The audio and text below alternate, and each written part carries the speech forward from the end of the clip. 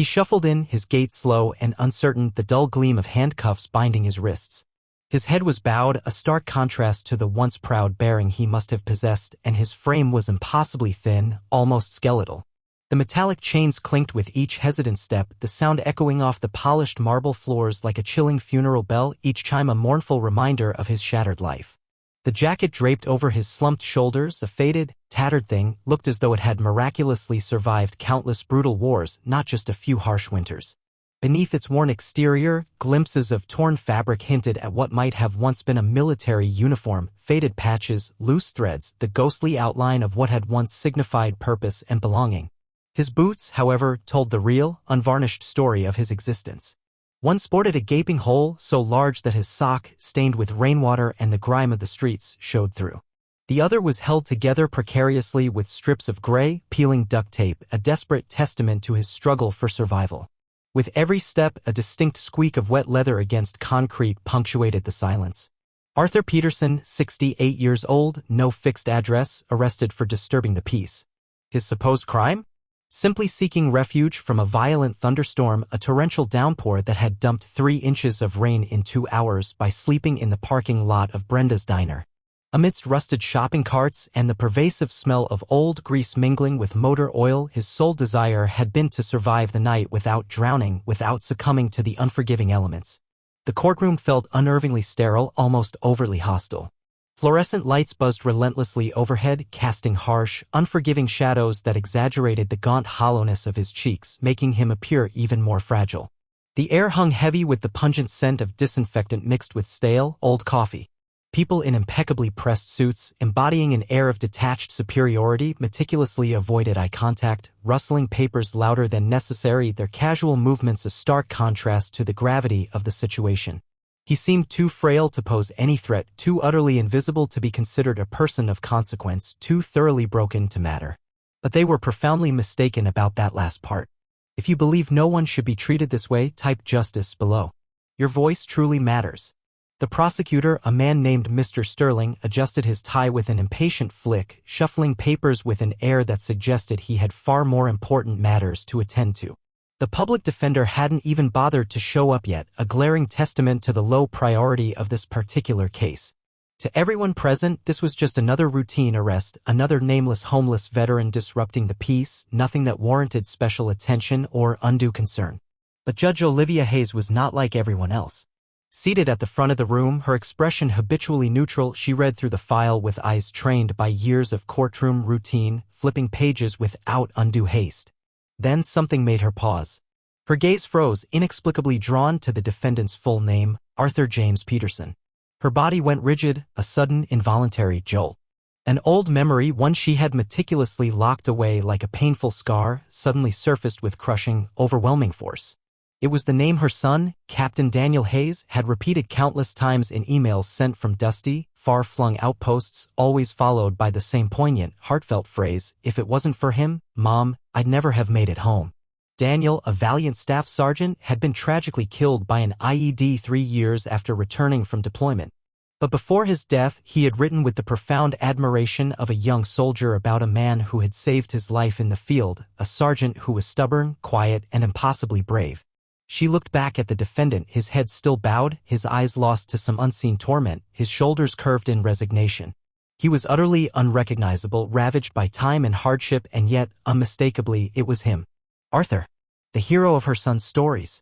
Olivia swallowed hard, a painful lump forming in her throat, and desperately tried to keep her expression neutral, impassive.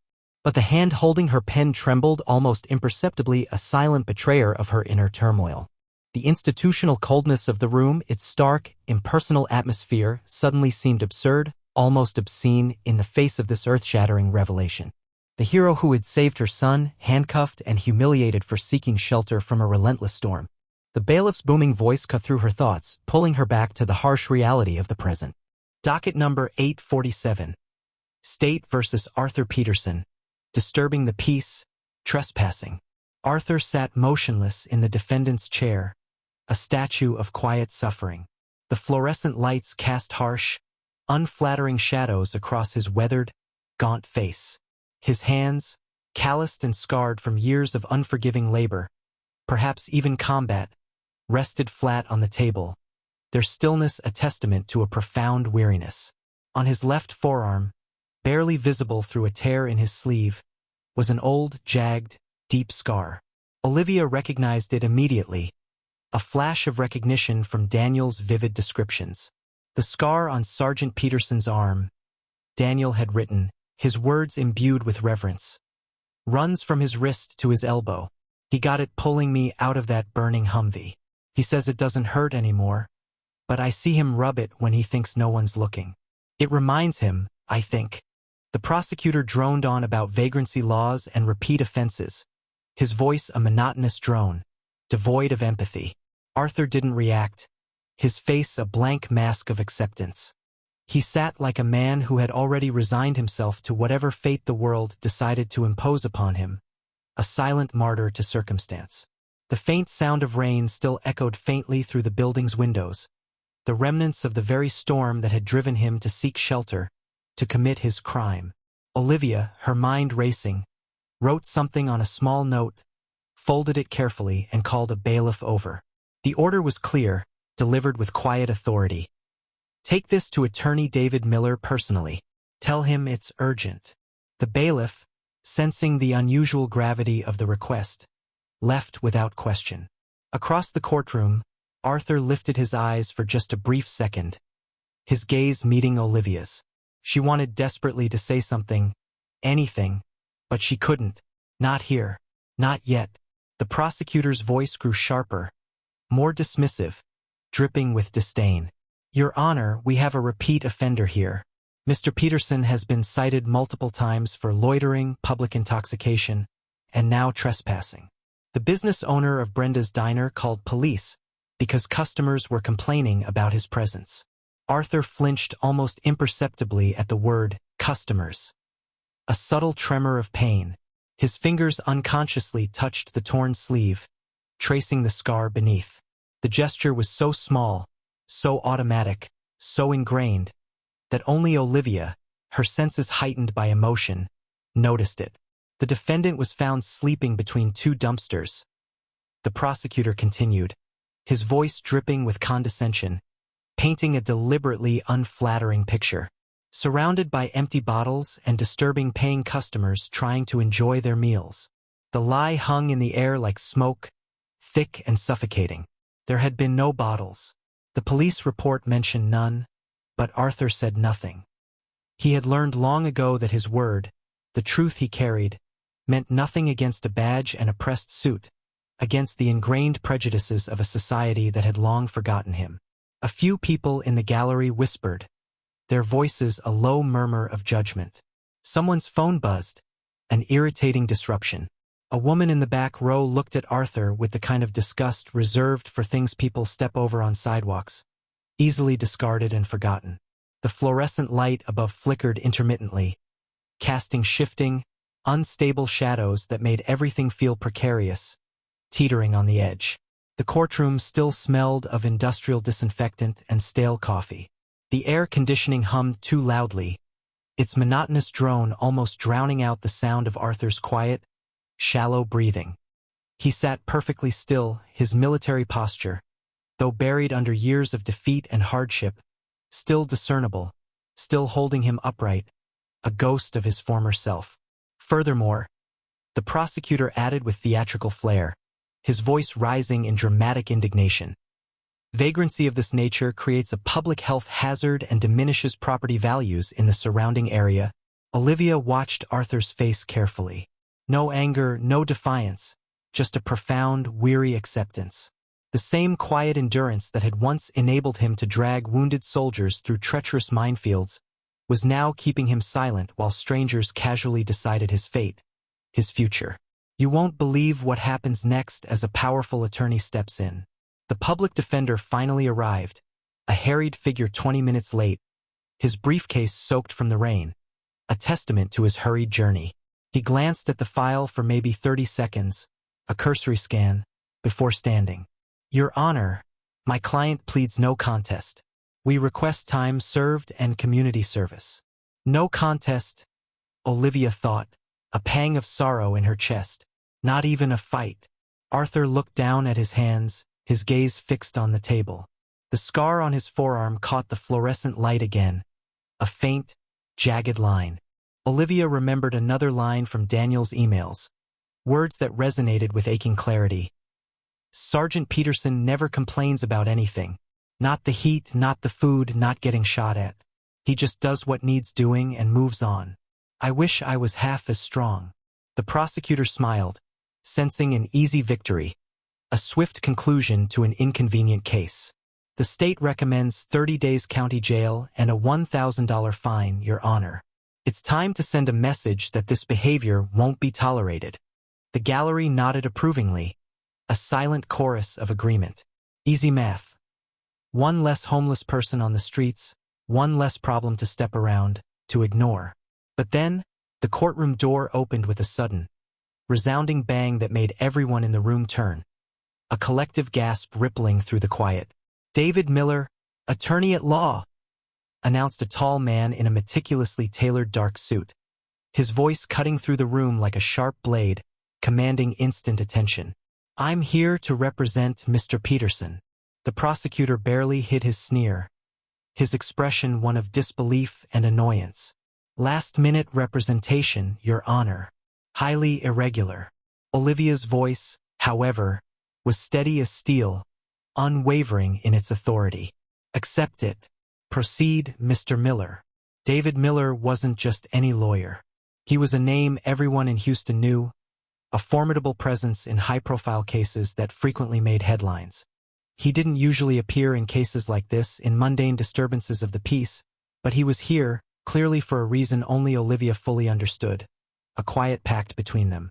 Miller flipped through the file quickly, his eyes scanning the pages with practiced speed.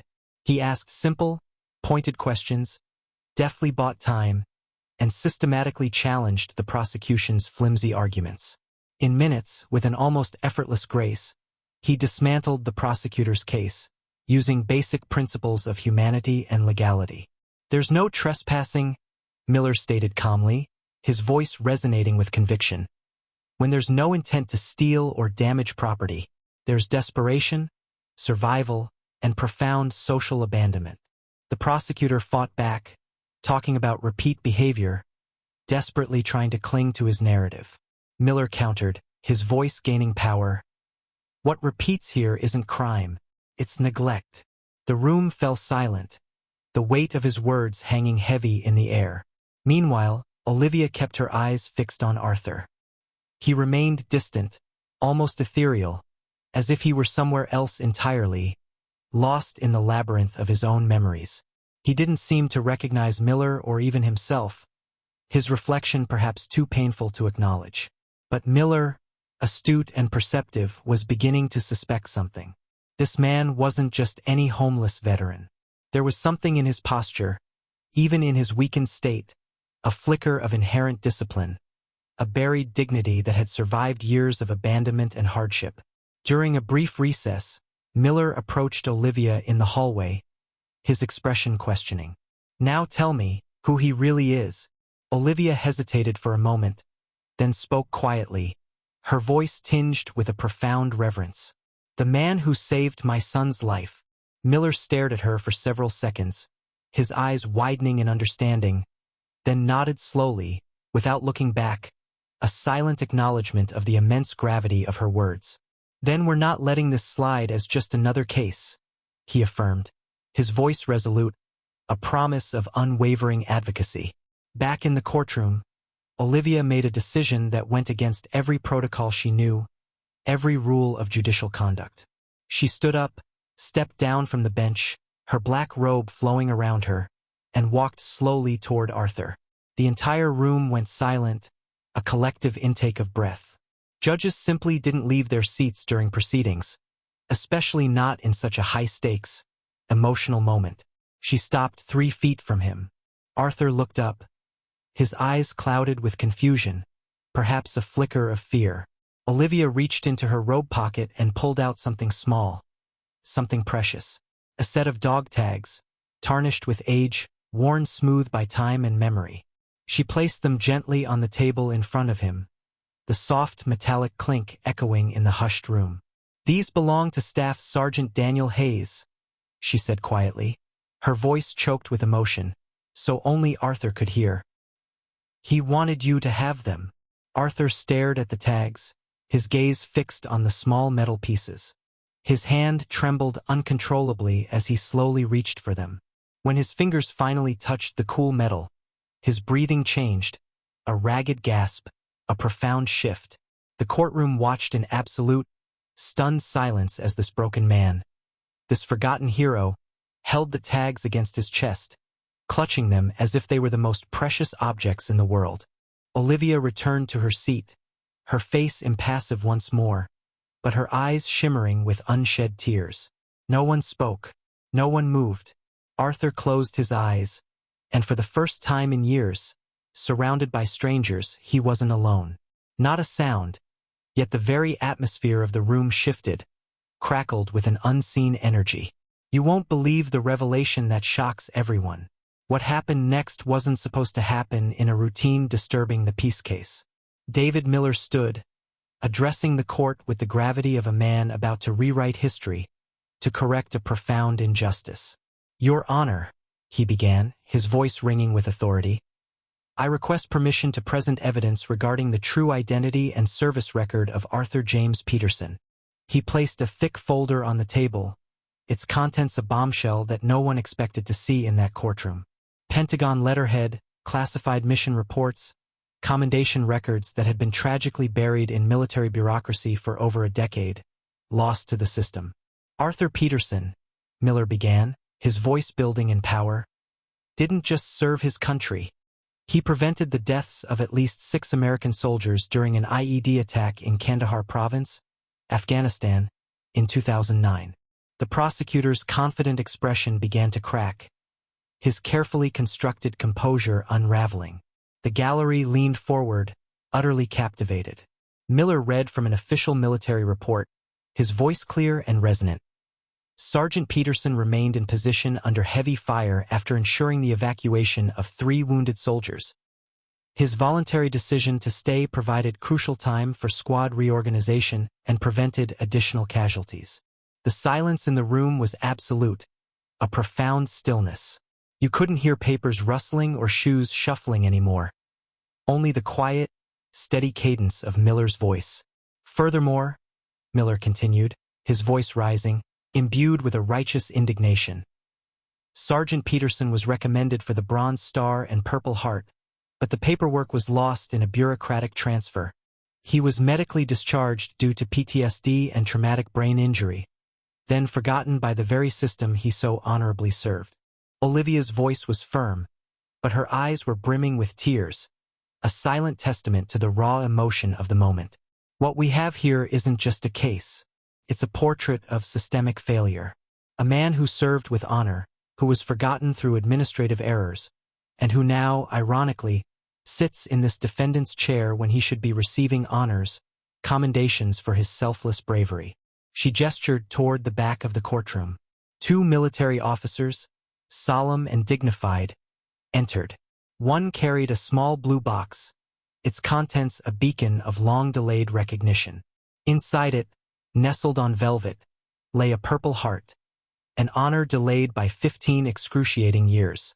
Arthur looked at it without understanding, his mind struggling to process the impossible reality unfolding before him. It took seconds for him to grasp what he was seeing, for the significance of the moment to truly sink in. When he realized what it was, his first reaction was to refuse, to push it away. "No," he said quietly, his voice hoarse with pain and regret. "I didn't save Daniel. He died because I failed." Olivia approached him, not as a judge, but as a mother, her face etched with profound empathy. "He lived because of you, Arthur. He came home. He wrote to me.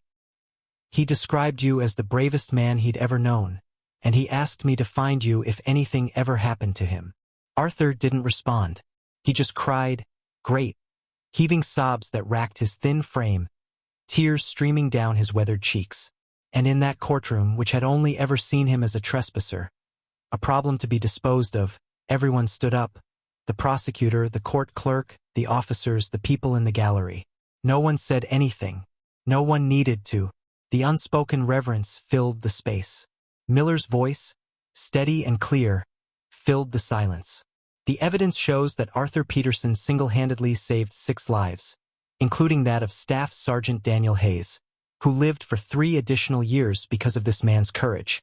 He dragged wounded soldiers through enemy fire, stayed behind to provide cover, and carried this immense burden alone for 15 years, a silent sacrifice. Olivia took a deep breath, her voice unwavering as she delivered her verdict. All charges are dismissed. The state will immediately begin processing all benefits and medical care owed to Sergeant Peterson under federal veterans legislation. The military officer stepped forward and, with a solemn gesture, pinned the Purple Heart to Arthur's torn jacket, a symbol of honor finally restored. Arthur touched the cold metal with shaking fingers, then looked up at Olivia, his eyes filled with a mixture of gratitude and profound sorrow. "Thank you," he whispered, his voice barely audible, "for remembering. If you believe dignity always finds its voice, even in silence, subscribe now. It's how we remember what must never be forgotten."